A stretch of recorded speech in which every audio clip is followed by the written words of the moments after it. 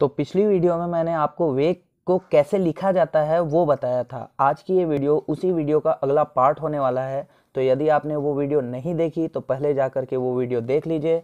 मैं उस वीडियो का लिंक डिस्क्रिप्शन में दे दूंगा या फिर ऊपर आई बटन पे भी वो शो हो रहा होगा। बढ़ते हैं इस वीडियो की तरफ। तो वीडियो में आगे बढ़ने से पहले एक छोटी सी रिक्वेस्ट, वीडियो को लाइक और सब्सक्राइब करने की है।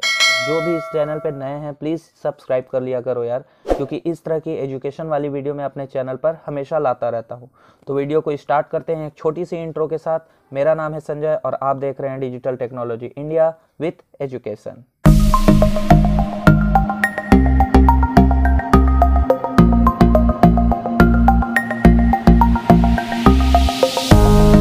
तो आज की इस वीडियो में हम लोग बात करेंगे वेग व्यंजक, वेग स्थिरांक तथा जानेंगे कि अभिक्रिया की कोटि, रेट ऑफ रिएक्शन क्या होता है।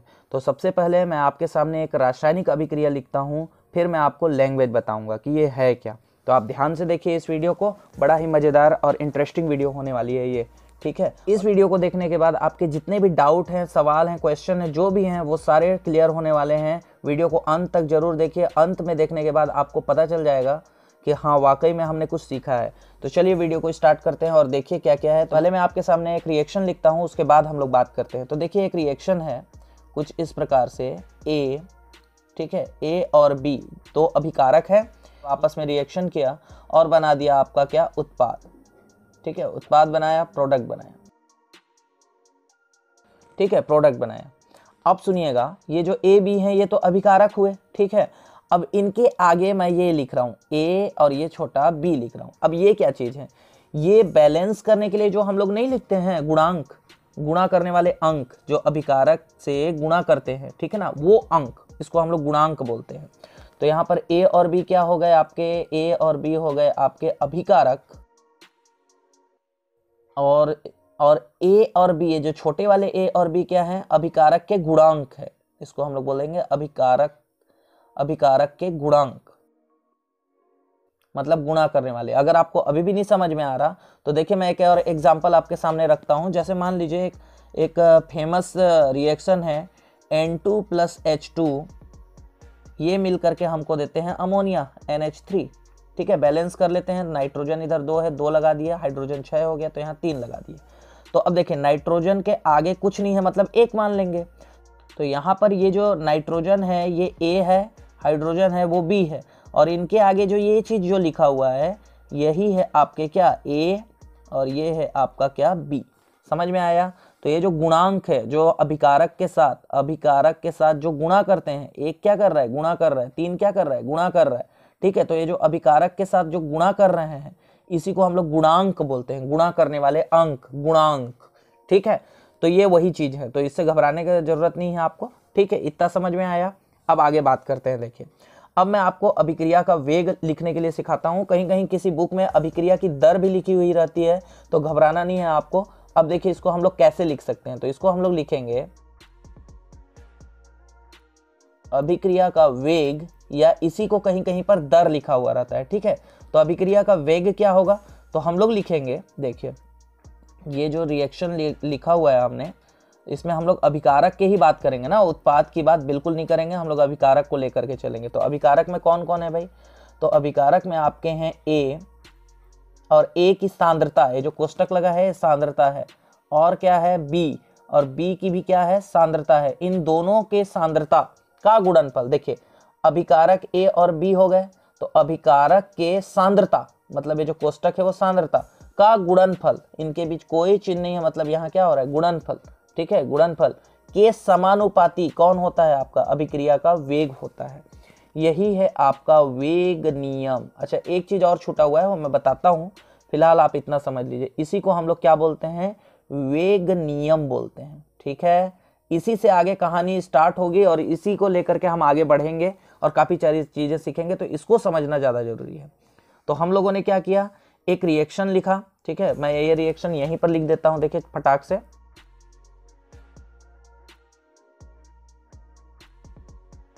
ये देखिए ये रिएक्शन है, तो इसमें जो ए और बी है वो अभिकारक है, ठीक है, अभिकारक।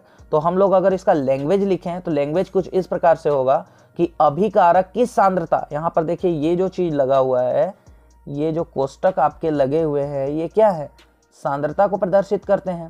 तो ए और बी अभिकारक की सांद्रता का गुणनफल क्या होता है, अभिक्रिया के वेग के क्या होता है, समानुपाती होता है। जबकि आगे एक वर्ड और हम लोग जोड़ेंगे, जबकि इनमें लगे जो गुणांक हैं, ये जो गुणांक है ए और बी, ये जबकि इनके गुणांक इनके घातों के ऊपर लगे हुए रहते हैं, अभिकारक के घातों के ऊपर लगे रहते हैं। ये होता है वेग नियम और इसका लैंग्वेज ये होगा। ठीक है, तो लैंग्वेज में अभी आपके सामने बता दूंगा, फिलहाल आप समझ लीजिए इसको कि अभिक्रिया का वेग क्या होगा। तो लैंग्वेज क्या होगा, अभिकारक की सांद्रता के गुणनफल के समानुपाती होता है अभिक्रिया का वेग, जबकि उनका जो गुणांक रहेगा उनके घातों पर लगाया जाता है। ठीक है, तो अभी आपको लैंग्वेज स्क्रीन पे दिखाई दे रही होगी। ठीक है, तो इसके बारे में हम लोग बात करते हैं। अब आगे बढ़ते हैं, ये आप समझ लिए रहिए। अब आगे इसमें कुछ और चीजें हैं वो भी मैं बता दे रहा हूँ। ठीक है, अब देखिए आगे आप कुछ चीजें, तो मैं ये जो रिएक्शन है इसको अभी हटा रहा हूँ यहाँ से, अभी मेरे को इसका ज़रूरत नहीं है तो मैं इसको हटा दे रहा हूँ अभी। ये देखिए, ये मैंने हटा दिया इसे। अब देखिए, अब आगे समझिए। अब अगर हम लोग और इसको और स्टेप बढ़ाएं तो देखिए वेग बराबर हो जाएगा, अगर मैं समानुपाती को हटाता हूँ तो मेरे को एक कांस्टेंट का गुणा करना पड़ेगा k का। ठीक है, तो k का गुणा किया तो ये हो गया a और घात में हो गया a और इसके बाद b और घात में हो जाएगा इसका b। तो ये जो चीज़ है, ये जो चीज़ आपको मिला, ठीक है, इसी को हम लोग बोलते हैं वेग व्यंजक, जिसके बारे में हम लोग पढ़ रहे हैं, वेग व्यंजक बोलते हैं। ठीक है, वेग व्यंजक बोलेंगे। और ये जो k है, ये जो k हम लोगों ने लिया है, यही है आपका वेग स्थिरांक। अब इसी से कहानी आगे बढ़ेगी इस वीडियो में, काफ़ी इंटरेस्टिंग वीडियो होने वाली है ये, और इसी से आगे बढ़ेगा। तो फिलहाल आप इतना समझ लीजिए। ठीक है, मैंने क्या किया, मैंने एक रिएक्शन लिखा कुछ इस तरह से, a + b, और ये दे रहा था हमको क्या, उत्पाद। ठीक है, प्रोडक्ट हमको बना करके दे रहा था, और इसमें जो आपके ये थे a और b, ये गुणांक थे। ठीक है, अब अभिक्रिया का वेग हम लोगों ने लिखा, तो अभिकारक, ये जो अभिकारक हैं इनका गुणनफल, इनकी सांद्रता का गुणनफल, ठीक है, इनकी सांद्रता का गुणनफल समानुपाती होता है किसके, अभिक्रिया के वेग के। कब, जब इनके गुणांक इनके घातों पर लगे होते हैं, इसी को हम लोग बोलते हैं वेग नियम। ठीक है, अब इस समानुपाती को हटाए तो एक कांस्टेंट k का गुणा करना पड़ा। ठीक है, और इसी जैसे ही हम लोग इसको समानुपाती को हटाए तो ये बन गया आपका वेग व्यंजक, और ये जो k है, ठीक है, ये कहलाता है आपका वेग स्थिरांक। ठीक है, कहानी को आगे बढ़ाते हैं और आगे कुछ चीज़ें और मैं बताता हूँ। तो कल मैंने आपको एक ताक्षणिक वेग के बारे में बताया था, जो कुछ इस प्रकार था कि वेग बराबर, हम लोगों ने लिखा था वेग बराबर -dr/dt या dp/dt, ऐसे लिखे थे हम लोग ताक्षणिक वेग को। तो ये भी वेग है, और हम लोगों ने अभी जो देखा वो भी वेग का ही सूत्र है, तो मैं इसको भी लिख लेता हूँ कि वेग बराबर, हम लोगों ने देखा कि k और फिर था आपका a का घात a और था b का घात। दोनों को देखिए, दोनों किसके फॉर्मूले हैं, तो दोनों को ध्यान से देखिएगा तो ये भी वेग है, ये भी वेग है, तो ये दोनों तो बराबर हो गए, इक्वल हो गए दोनों। तो जब ये इक्वल हो गए तो ये भी इक्वल हो जाएंगे। तो ये कुछ इस तरह से दिखाई देगा कि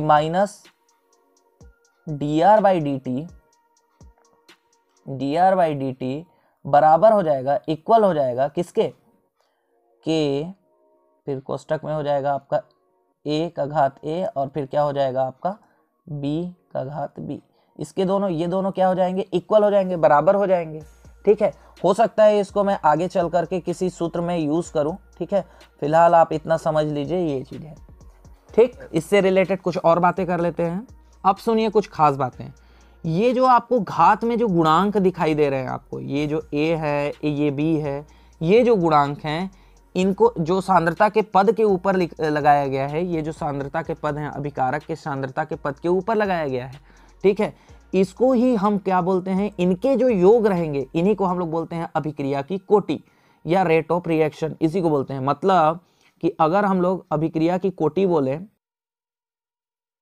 अभिक्रिया की कोटि, तो अभिक्रिया की कोटि क्या होगा, इन दोनों का योग, मतलब a और b को आप जोड़ दीजिए तो ये क्या कहलाएगा, रेट ऑफ रिएक्शन,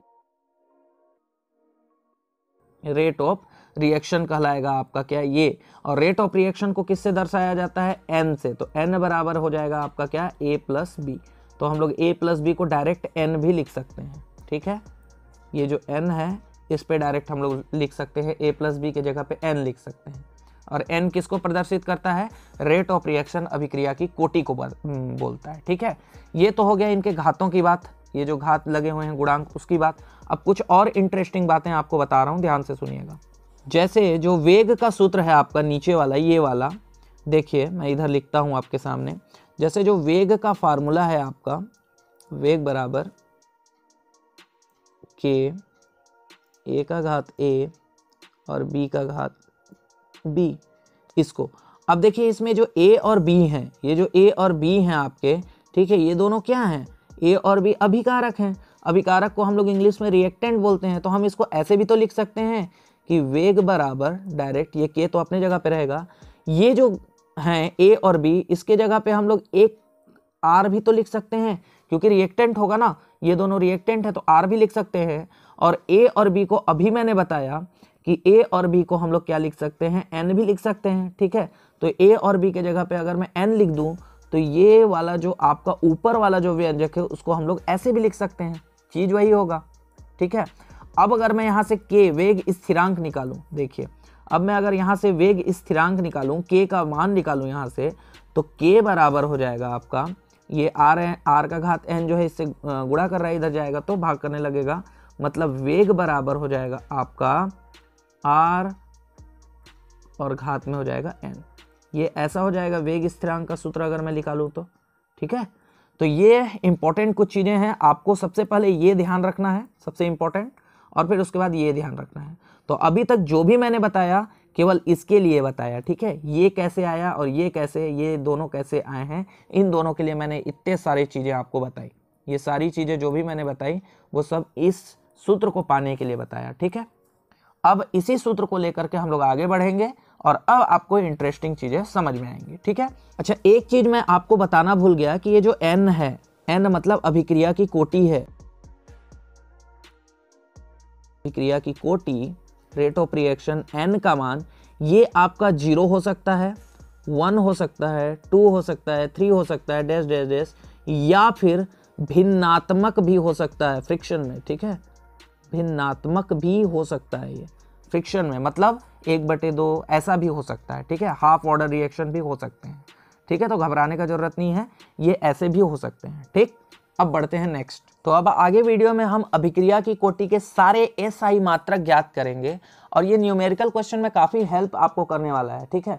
और अभी आपको स्क्रीन पे कुछ क्वेश्चन दिखाई दे रहे होंगे, इस टाइप के जो क्वेश्चन है वो आसानी से आप सॉल्व कर पाओगे इस वीडियो को अंत तक देखने के बाद। अब आपको देखना जरूरी है, क्योंकि अगर आप अभी नहीं देखोगे तो मैं गारंटी के साथ कह सकता हूँ कि आप बाद में सोचोगे कि यार मैंने क्या मिस कर दिया करके, बाद में आपको रियलाइज होगा, ठीक है।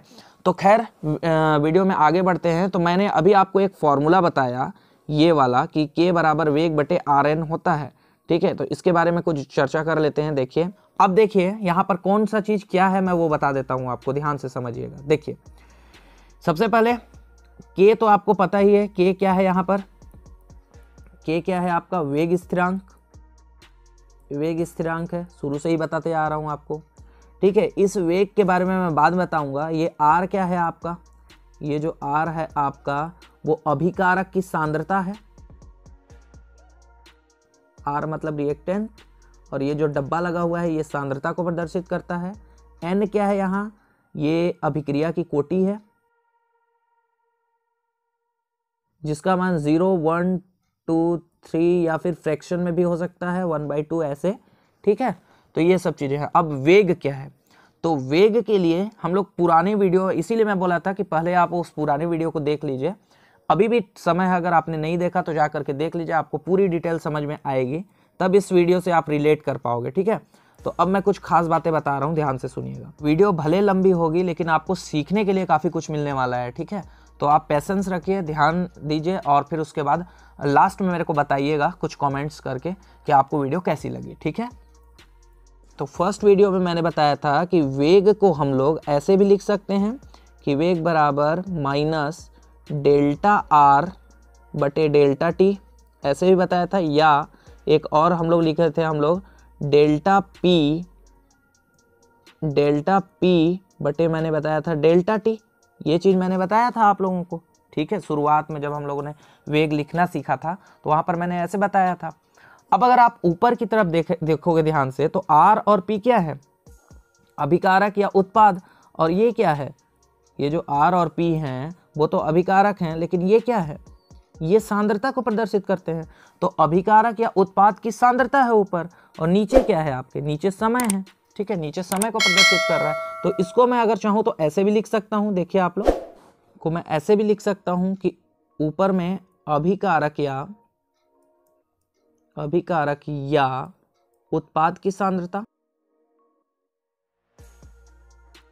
बटे नीचे क्या हो जाएगा आपका समय।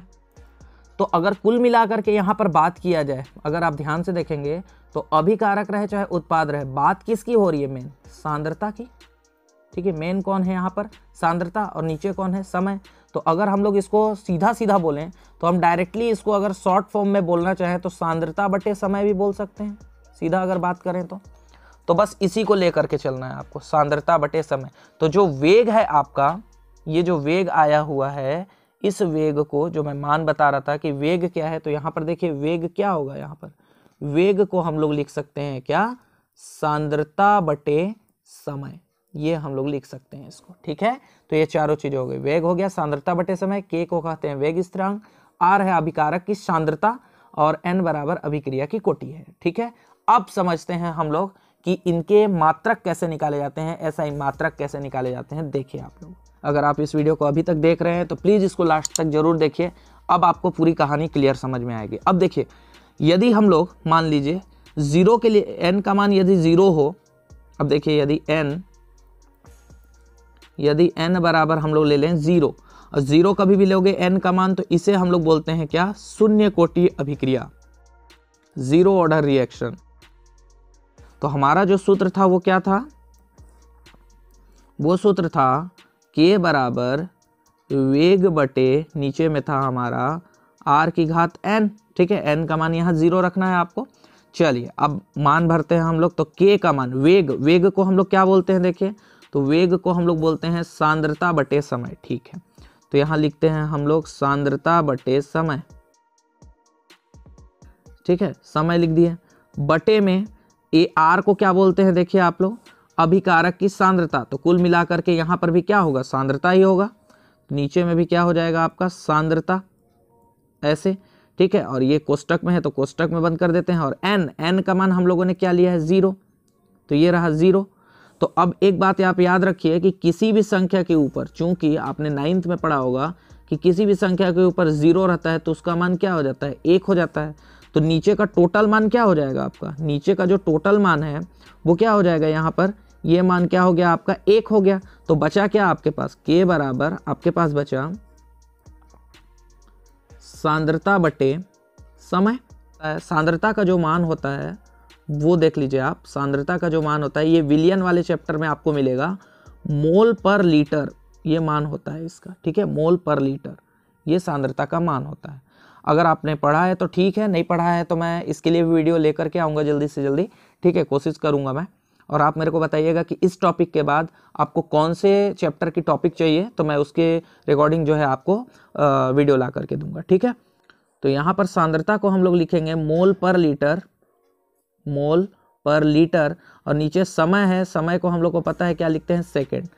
अब अगर हम लोग इसको लिखें तो देखिए मोल, और ये लीटर जो है ऊपर की तरफ जाएगा तो इन्वर्स में चला जाएगा -1, और सेकंड भी ऊपर की ओर चला जाएगा तो -1। तो ये रहा आपका 0 ऑर्डर रिएक्शन के लिए एसआई मात्रक, मोल, लीटर इनवर्स, सेकंड इनवर्स, ये हो जाएगा, ठीक है। अब आगे बढ़ते हैं नेक्स्ट ऑर्डर रिएक्शन की तरफ। अब यदि मान लीजिए n का मान यदि मैं मान लेता हूँ 1, तो इसको हम लोग क्या बोलेंगे, प्रथम कोटि अभिक्रिया, फर्स्ट ऑर्डर रिएक्शन, ठीक है। अब इसका ऐसा ही मात्रक निकालेंगे तो हमारा सूत्र जो है k बराबर, ऊपर में क्या आता है आपका, देखिए ऊपर में क्या आता है आपका, वेग बटे Rn, चलिए लिख लेते हैं, k बराबर हमारा सूत्र है वेग बटे r की घात n। चलिए मान रखते हैं, वेग को हम लोग क्या लिखते हैं, सांद्रता बटे समय,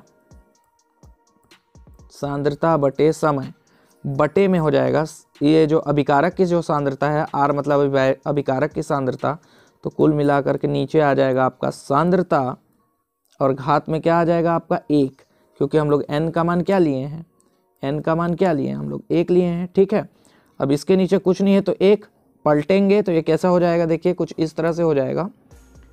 यहाँ पर k बराबर ऊपर का तो ज्यों का त्यों,